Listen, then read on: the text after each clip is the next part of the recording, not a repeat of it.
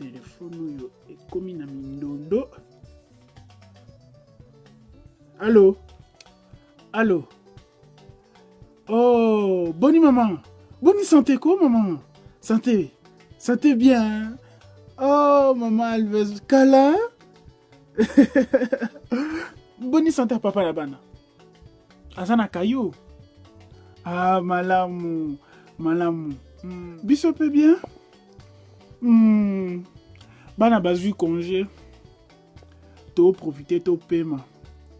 Lobi maman. Ah, bon ça la barbecue. Bino bien. Bon profiter na moiko. Eh, bon profiter na bino. Bah lobi mboule robeta. Oui, natala ki on a information lobi mboule robeta.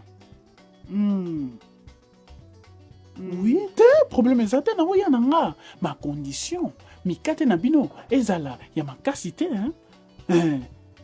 Makasi loko libanga. Il faut que police ngo na ji. Ah.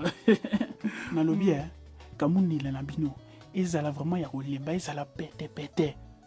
Pete vraiment loko la litama ya bébé donc zo tafuna donc oui. Na boyi bali ba kamundele wana ya makasi. On dirait piné. Ozo tafuna.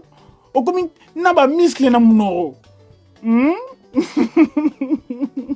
En tout cas, maman nangai nazo beta c'était na makemba.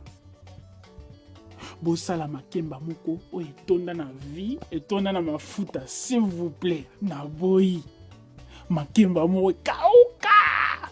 Loko la chassé. Plastique ya Lidl. Ah, bon ça ah, bolambi bien. Malamu, nazoya kasi. Nazoya, Tena tuna kika na ndenge moko ya on sait jamais, hein? On sait jamais. Si naroya kasi. Ah, malamu.